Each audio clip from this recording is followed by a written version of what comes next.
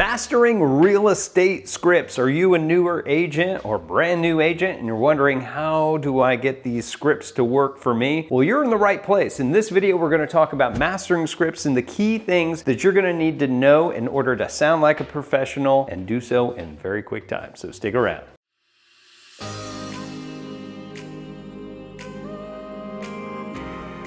What's up, everybody? This is Tim Whittemore here with the Whittemore Group at LPT Realty. If this is your first time to our channel, we do tons and tons of videos about everything you need to know about real estate. Whether you're a brand new agent, a wannabe agent, or maybe you've been seasoned and stuck around for a while. In these videos on this channel, what we're gonna do is try to get you from where you are now to the best that you can possibly be. If this is your first time to our channel, go ahead and hit that subscribe button, click that little bell so you're notified every single time that we have a new video coming out. Now, they say that you are the sum of 3 voices that you listen to. Let me be one of those voices to help you get to the next stage of your career. All right, so let's get into it. Let's talk about mastering scripts. Right? So there's one thing that most agents don't do in this industry, and it's kind of crazy to me. But the thing that no one does is practice. They don't practice their scripts. My goodness. Most of the time people, when they get into a brokerage or they get into a team, they get a list of different scripts that they have, and more power to them. I love this, but they'll just get a list of those numbers, who they're gonna call, and they just start dialing, and they have never got these words out of their mouth, right? And then they just start talking to people when it could be tens of thousands of dollars on the other line. Why wouldn't you take that little extra time to practice these scripts, to get them out so it comes out naturally? And when you kind of freak out, which is sure to happen, I mean, even I still do that in today, that you're just going to default to whatever that you've done in the past, right? It makes sense. Most agents do not take the time to practice, and this is how you can become better than them, okay? So first thing is to practice. So let's kind of go through. We're talking about mastering scripts. Tim, how do I get these darn things? Well, basically what I want you to do is find out first who you want to prospect. Could be anything. Do you want to do for sale by owners? Do you want to do expireds? Do you want to go for rents or rent by owners or renters?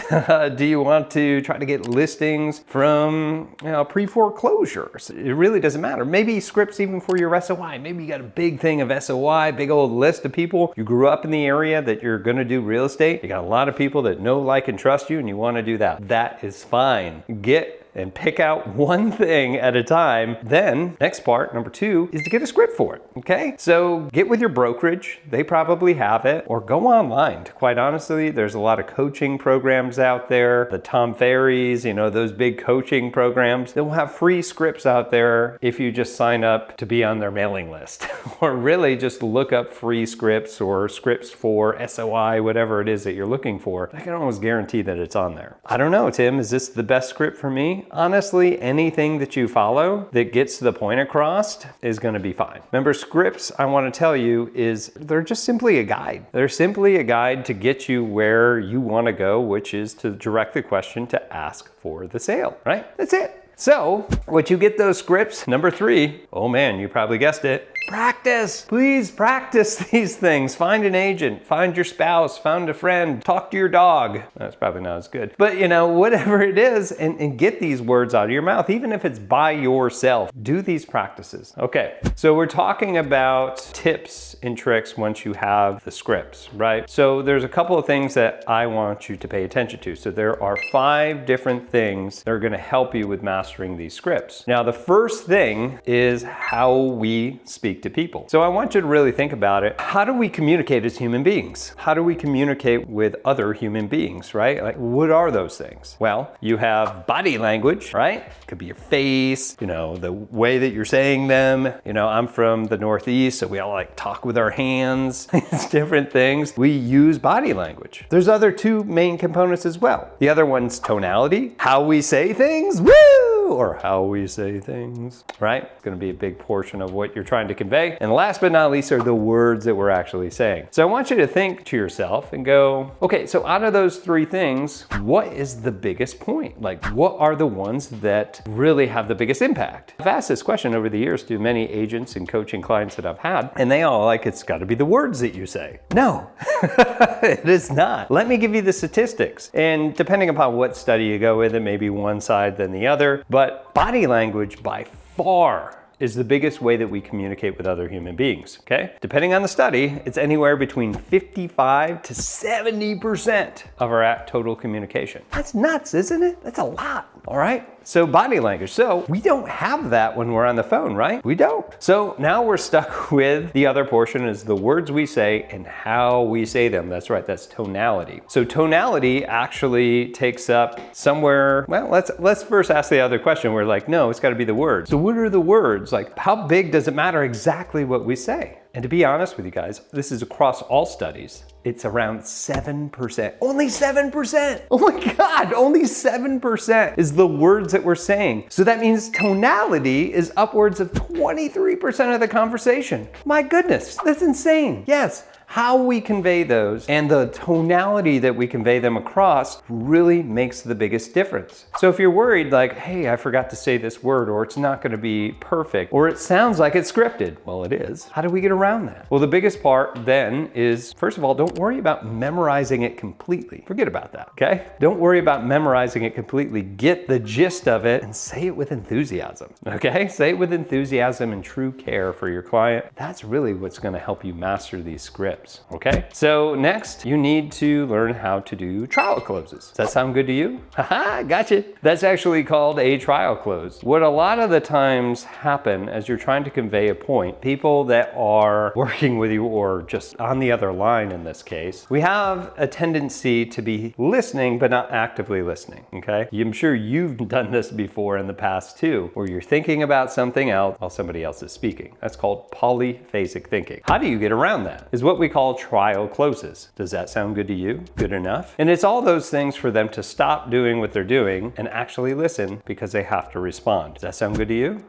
Got you again. So yes, any of those things. Hey, does that make sense? Is that good for you? Use trial closes at the end of whatever point that you're trying to make to keep them engaged. If you continue just jawing, then they won't stop. Like they'll just hang up on you most of the time if you're a cold caller. If it's your SOI and they hang up, that's gonna suck. But anyway, no, use those trial closes. So I'm gonna give you an example. Give them a call, ring, ring, ring. We'll just say it's an online lead. Let's do that, that'll be a little bit easier. Hi, is this John? Yeah, this is John. Hey, John. This is Tim with LPT Realty here in Destin, Florida. How you doing today? I'm doing good. What's this about? Great. So I'm just giving you a call because I saw that you were on our website looking at properties on 123 Main Street. And I was just wondering if you were just looking on the MLS for property or if you were curious about looking at off properties too. So I'm always asking them these different questions for them to engage. If I would have just said from the very beginning, hey, thanks for signing up on my website, I saw that you were looking at, they probably would have hung up. And obviously the tonality changed, right? So you want to continue to ask them questions. Trial closes will make a big difference. Okay, keep going. Number 3, know what information you want. Have a checklist. A lot of our agents and even our ISAs, they'll have a checklist of what information that we want to get from the client. Right? What information do we need to get? So if it's a buyer, where they're looking, right? How many beds, how many baths? Do they need a garage? Are they looking for a vacation condo? Because we have those here in Destin, you know, are you looking for a certain investment? You know, they have this whole thing. The big thing that you want to know as well is what is their motivation? What is their timeline? You know, look into those things, but create a checklist. The more conversational that you can have with the client, the more time that you can get somebody to continue to talk versus you talking, you're building rapport. Yeah, it's crazy. The more active listening you can do, the more questions you can ask them, the more rapport you're building with that potential buyer or seller, right? So keep that in mind as you do that, but have a checklist to make sure you get back and know what questions to ask. And some of the conversations can last some time. So you'll want to know, like, did I ask all the questions I was supposed to? Okay. Next, number 4 is you want to understand personalities. One of our favorite ones here in the real estate industry is the DISC personality assessment. right? Our disc is D, I, S, and C. And I won't bore you with the entirety of what this means, but every person conveys how they want information in different ways. So a D is a very dominant driver, bottom line oriented. Okay. You also have I's that love to tell stories about everything. Like everything's a story. They're super hyped up. They're like the cheerleaders of the crowd, right? Very optimistic people. Okay, your S's are more family oriented. They're more secure. They never want to make a decision right away. They want to make sure everybody is on the same page. They're very stable, but they are very much concerned. They'll rush into something. So they're very, very kind of cautious when they move into sales. And C's are your very analytical ones. People that would rather sit behind a computer than ever talk to you. But they have already done, they're very, very detail-oriented people. They probably already know the answers to the questions that they're asking you. They're just verifying that you know what you're talking about. But for them, they need the data. They're very data-driven. So if you know this and you can tell that over the phone, you can communicate in the language. Do they need all the data? Do they need the bottom line? Do they want stories? Do they want to be engaging? Or do they want to feel secure? And I'm going to tell you that most of the time, most of the US population, they're mostly high S personalities. So that's something to default to. And the last tip that I'm going to give you here for mastering real estate scripts is being consistent. Don't go out and say, I'm going to cold call for sale by owners and I'm going to do it one time and I didn't get anybody. It didn't work. Or maybe you do it 3 times a week. It didn't work. Or maybe you're doing it once a week and you do it for a month. So you only called 4 times and you're like, calling for sale by owners doesn't work. No. If you are going to do any type of scripting, practicing, cold calling, you have to do it by the numbers. Everything has to do with this one word. It's called consistency. I have a rule with my coaching clients, with my team members, is if you're going to try a new prospecting avenue, you have to try it for 3 months consistently before you can call it a dud. And sometimes it's not for you, or maybe it's just you haven't developed the skills in order to convert. But within that amount of time, with the amount of practice that you're doing daily and the amount of calls that you're making and how many contacts, meaning actual conversations with people you're having, that will make the biggest difference. So again, practice, consistency, do all these things and you can master these scripts and get out there and, break the industry statistics, and don't be somebody that fails out of this industry, be somebody that thrives. So that's all I have for mastering real estate scripts. If you have any questions about this, I love hearing from you guys. If you're on our video platforms, leave it in the comments below. If you're on podcasts or listening in any of the audio, feel free to reach out to us. You can find us on social media. You can give us a call, text, what have you. But other than that, that's all I have for you now. I'm Tim Whittemore with the Whittemore Group here with LPT Realty, and we'll see you in our next video. See ya.